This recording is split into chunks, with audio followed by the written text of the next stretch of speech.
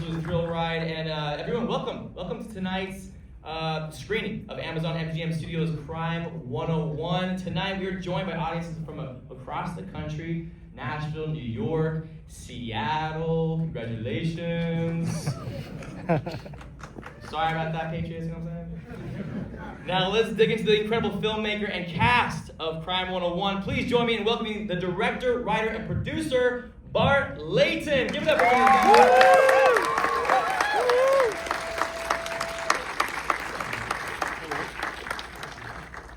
And of course, two who really don't need any introduction at all, the stars of the film, Halle Berry and Chris Hemsworth.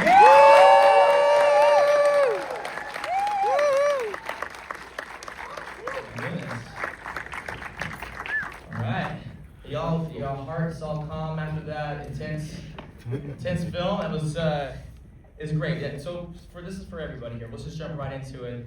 Crime 101 feels like a fresh take on a classic thriller, right? Classic thrill heist. What is it about the story that these characters really pull each of you into it? That you really want to tell the story? I think you said it actually. I felt like when I don't know how you guys felt, but I missed those movies that I grew up with that were like these great nights out at the cinema that were, like you say, thrillers or crime thrillers, and we all have our different version of those. I remember Collateral, I remember He, I remember all those things, and I think when I read the short story that this is based on, I sort of felt like, well, this has that potential to be one of those grown-up, smart movies, but it's still a roller coaster, and it's also hopefully has substance to it. And so I just thought, wouldn't it be amazing to try and do something that brought some of that back a little bit? Yeah. And I think these guys felt similarly. Yeah. So what about the script for you? When you read the characters, where you're like, I want to be part of this. Everything Bart said, but yes, I so related to my character of Sharon. I am, of course, right where Sharon is. I'm down that path of life, and I've been questioning, because society is telling me that I'm too old, I'm washed up, I'm irrelevant, and so I think Sharon comes face to face with that, as you saw in the movie. And what I loved about her is that she faced her reality with strength, and that's how I would hope every woman will face their reality when they get down that path of life, with strength and not allow themselves to be diminished. And when I saw her stand up for herself like that, I was like, oh, hell yeah.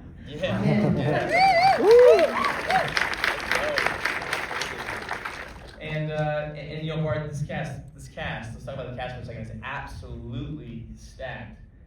How did you do that, man? How did you get all of them on board? I crazy still have no, I didn't have that. I think, I have that kind of, if you don't ask, you don't get mentality, and so I figure like the worst that will happen is you'll go to Halle Berry or Chris Hemsworth and they'll say thanks, but it's not. And the crazy thing about this was that we sort of reached for the stars, and amazingly, they said yes. The only person I wrote the part for was Barry Keoghan, because we worked together before, and I figured he'd do it. But it's dangerous, if you're writing a script and you have Chris or Halle, you can get very quickly locked into that, and then chances are they probably won't be up for it. But in this case, yeah, they were, and it's been kind of a dream since. Yeah, how was it really working with Chris? Oh, tell us the real truth. Be honest. Wait till I leave the Be honest about it. Yeah. The real truth is he's annoyingly good at bloody everything. like you're just looking for something that he's just not accomplished at. And I don't know how you guys felt, but I feel like this is a pretty extraordinary performance that he's given. Absolutely. There's actually a scene, I think you guys are both sitting there at the diner table, I believe, and you're saying, you're a little bit too put together. Everything looks a little bit too perfect. And I love that quote that you say, that line you say in there, Halle. You said, people with chaotic pasts have to create order. Is there anything relatable to that in your own personal life? Dig into my past. Yeah, there we go. I mean, I think for all of us, that line sort of resonates in some degree as attempt to sort of piece ourselves together and present ourselves to the world and work out what is it that the world wants from us, and then you get to a certain point and you think, well, what is it that I want to contribute, and there's less of a facade or sort of a persona that we're wearing. And each of these characters, what drew me to the script, were arriving at the crossroads and got to a position in their lives, or a point in their lives where the presentation and the walls that had been put up in front of them, the injustices that had been laid before them, or the corruption within the police department, as far as Mark's character, all of it was wearing thin, and there was a necessity to break through.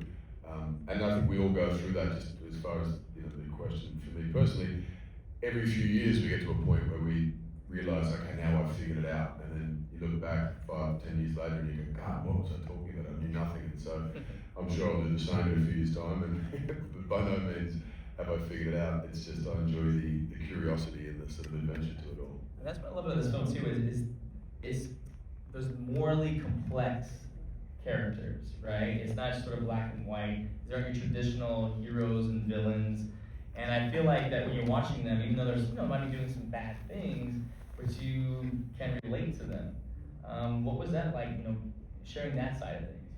Yeah, I mean, because I come from documentary originally, and so my process is, believe it or not, there are real, of all of the characters in this movie, there are real versions of them out there. So there are real jewel thieves, some of whom are still out there. I guess the good ones, the less good ones are in prison, and you can reach them, and you can talk to them. And we identified a couple who did a similar kind of job to what Chris's character did, and the same with McNulty's character and Mark's character.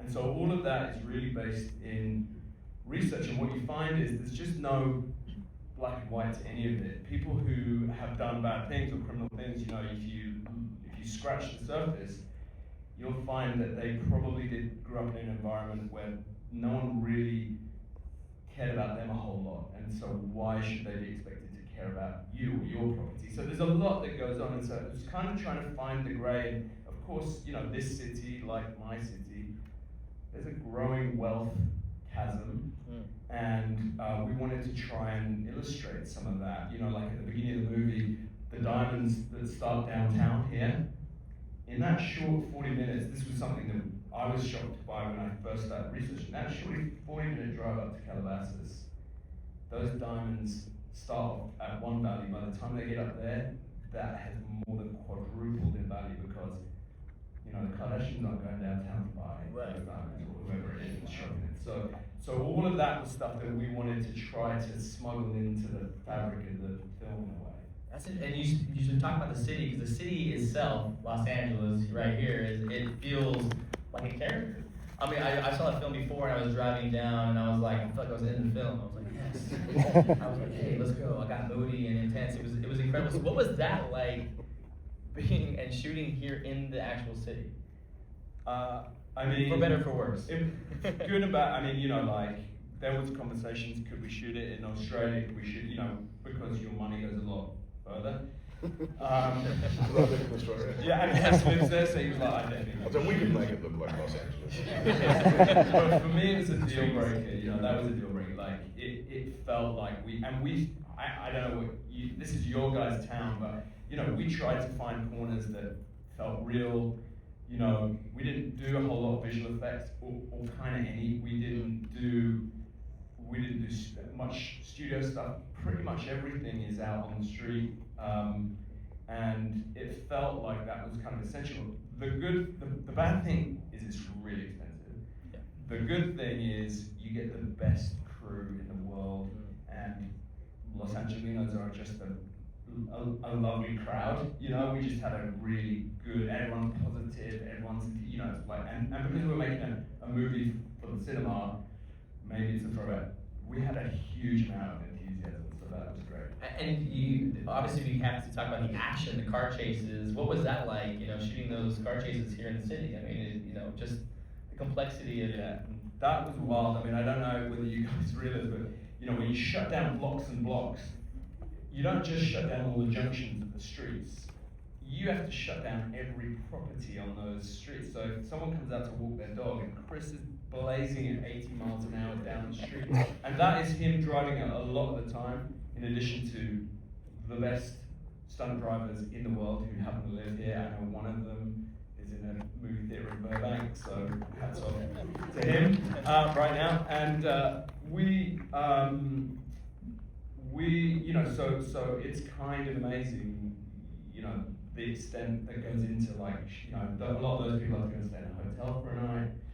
And we wanted it to feel real, that car chase, we wanted it to feel like as authentic and visceral as possible. And a lot of that is to do with how much planning goes into it. That's a lot of planning. By the way, anybody recognize any little street corners and stuff when you're watching it? I know I did. Sorry if we shut down the block. Didn't get that soda. Halle, Sharon, she's sharp, she's composed, and highly capable.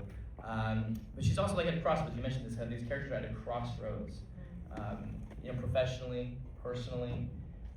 What resonated with you in this character? You mentioned a little bit beforehand, but if you care to elaborate a little bit more on this sort of what you felt like you related to in her character. Like I said, being at that crossroad, what I loved about Sharon, that's not really my reality, she got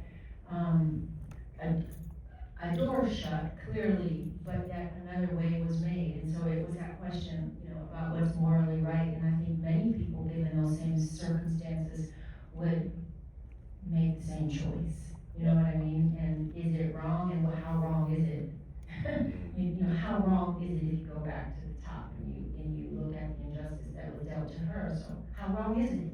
You have to ask yourself these questions. And I loved that part of this movie. It will allow everyone in here to make that moral judgment for themselves, right? We don't preach about it. We don't decide if it's right or wrong. We don't judge it ourselves within the movie, so that's left for the audience to judge for themselves also. And I thought that was pretty poignant about this movie. You're right, because when you watch that moment, you're like, hell yeah, do that. I think most women at that point would say, oh yeah, do that. Yeah, I'm gonna do that. And some dudes too. I was like, do that. That was great. Yeah. Chris, you mentioned that you were starstruck working with Halle. What was that like? The first day walking in there, working with her.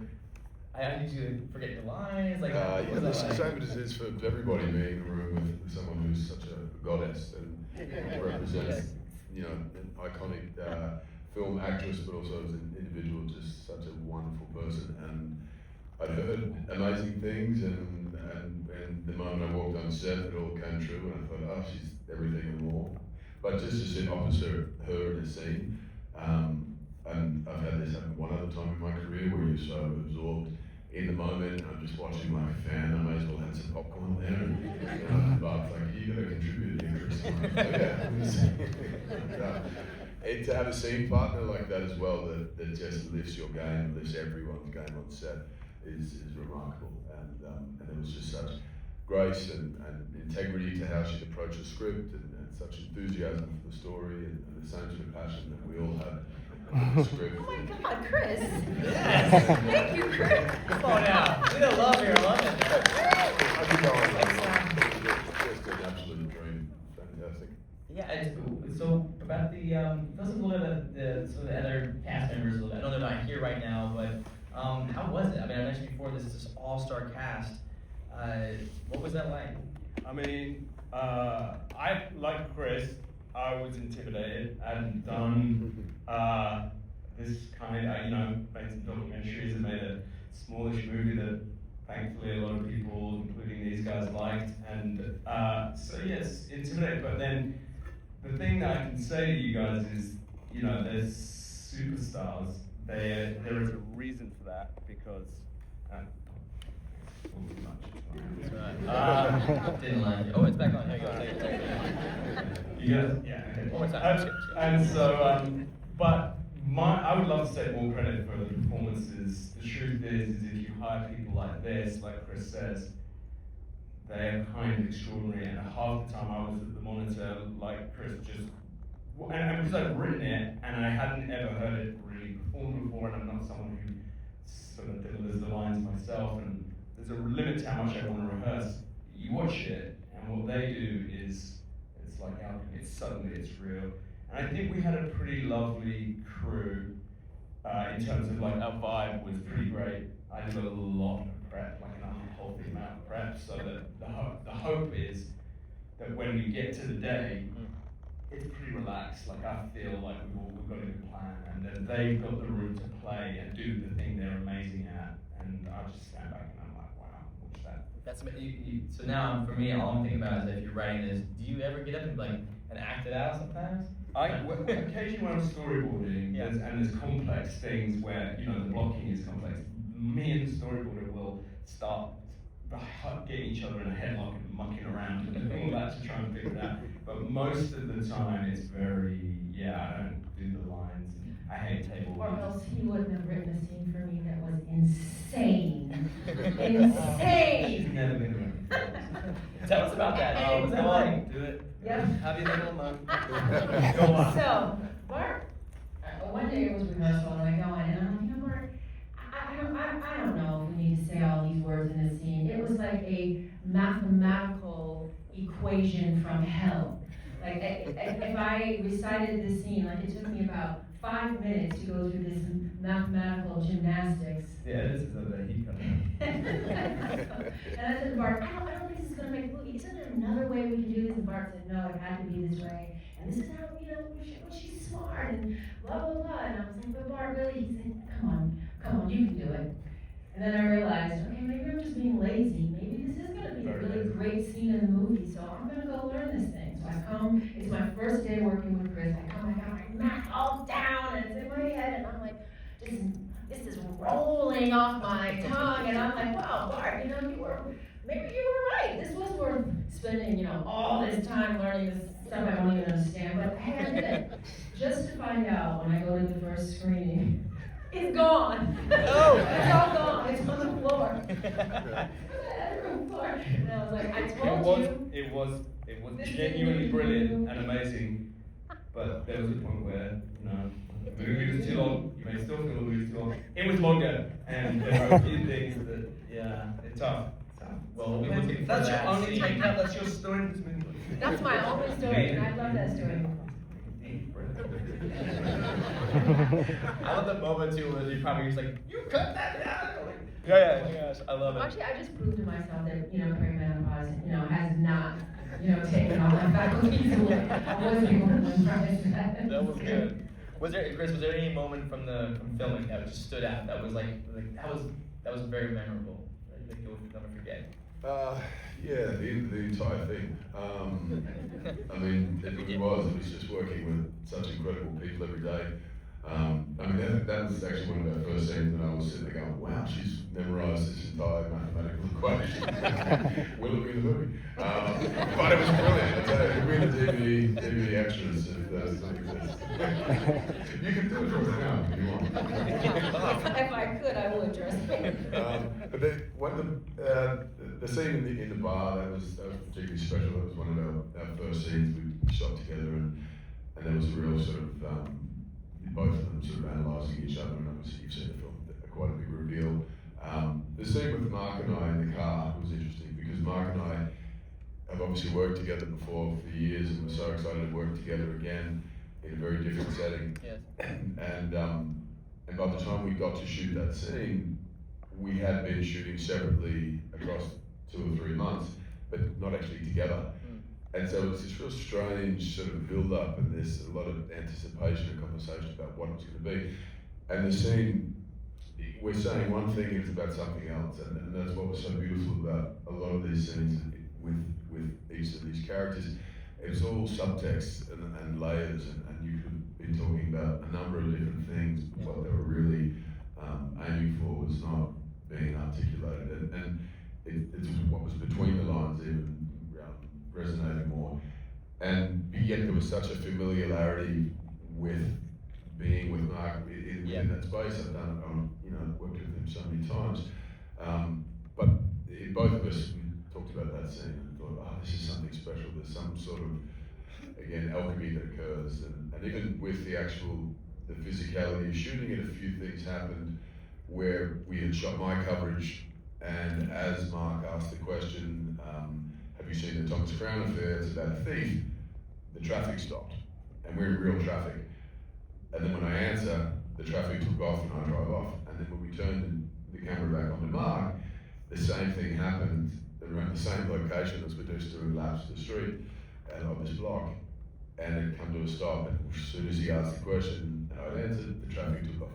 And that happens sometimes. You have this sort of the alchemy between yourself and the actor, but also the environment. The movie gods kind of step in and things come together. It's amazing. But that one was particularly. By the way, it's funny you mentioned that because I actually completely forgot that you guys had worked together. By the way, watching it, I was like, oh yeah, you're right. Quite a very good green guy. Yeah. You guys both showed up like, wait, where's your no? That's just proves what a fantastic job you guys did. You really disappeared into the roles, and you know, again, the confidence of this film. You know, the confidence where you trusted the audience. You didn't have to spoon feed. You know, you left the tension, you left the silence, you left the moments there for us to enjoy. You know, we appreciate that really, truly. It's amazing. And go ahead. No, I was just saying thanks. Oh, you have yeah. Look. All right, well, we're going to jump to some audience questions real fast, if you don't mind. We'll jump right here. This is from Miguel in Yuma, Arizona. What was the most challenging scene to film? Well, we'll probably all have a different. I already told you mine. Yeah, that's it. It's bad you didn't see it.